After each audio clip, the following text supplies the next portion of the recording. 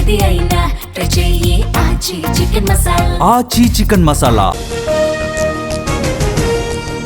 పుట్టపర్తిలో fighter jet ప్రాజెక్టుకు శంకుస్థాపన. 350 ఎకరాల్లో ఏరో కాంప్లెక్స్, 8000 మందికి ఉపాధి. రాజ్నాథ్, చంద్రబాబు సమక్షంలో ఎంఓయూలు. సనత్ నగర్ టీమ్స్ పై క్రెడిట్ పాలిటిక్స్. ఎమ్మెల్యేలతో కలిసి ఆసుపత్రిని పరిశీలించిన కేటీఆర్.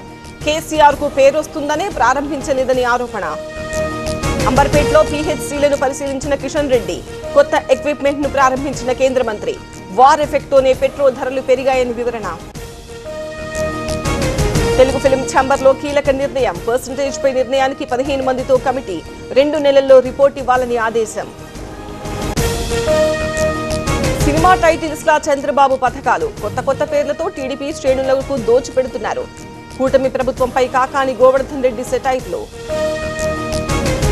తెలంగాణలో కొనసాగుతున్న రైతుల ధర్నాలు. ధాన్యం కొనుగోలు చేయాలంటూ ఆందోళనలు.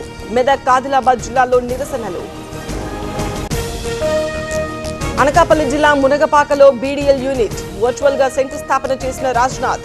489 కోట్ల రూపాయలతో ఫెసిలిటీ కేంద్రం. మచిలీపట్నం టీడీపీ ఆఫీస్ కు సైకిల్ పై వెళ్లిన కొల్లు. నా దేశం నా భద్రత పేరుతో ఇంధన పొదుపు. బైక్స్ పై ప్రయాణించిన కోటంరెడ్డి, ఆరిమిల్లి. ఇంధన పొదుపు బాటలో తెలంగాణ గవర్నర్. కాన్వాయ్లో 50% వాహనాలు తగ్గిస్తూ నిర్ణయం. ప్రజలంతా పాటించాలన్న శివప్రతాప్ శుక్లా. బీజేపీ నేత గజ్జల యోగానందపై కేసు. ఎన్ఆర్ఐకి 24 కోట్లు మోసం చేసినట్టు ఆరోపణలు. డబ్బడిగితే బెదిరిస్తున్నట్టు బాధితుడు ఆరోపణ. తిరుపతిలో దారుణం. కూతురు వరుసైన బాలికపై బాబాయ్ అత్యాచారం. ప్రభుత్వ ఉద్యోగి రామ్మూర్తిపై పోక్సో కేసు నమోదు.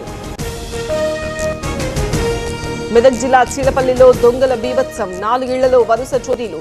126 తులాల బంగారం, కేజీ వెండి ఎత్తుకెళ్లిన దుండగులు. టీటీడీ ఉద్యోగి పేరుతో తిరుమలలో మోసాలు. పల్నాడుకు చెందిన దళారి బోడపాటి నవీన్ అరెస్ట్. హైదరాబాద్ మహిళ ఫిర్యాదుతో కేసు. ఇంధన పొదుపు బాటలో బీహార్ ముఖ్యమంత్రి. ఇవాళ నో వెహికల్ డే పాటించిన సామ్రాజ్ చౌదరి. ఇంటి నుంచి సచివాలయానికి నడుచుకుంటూ వెళ్లిన సీఎం.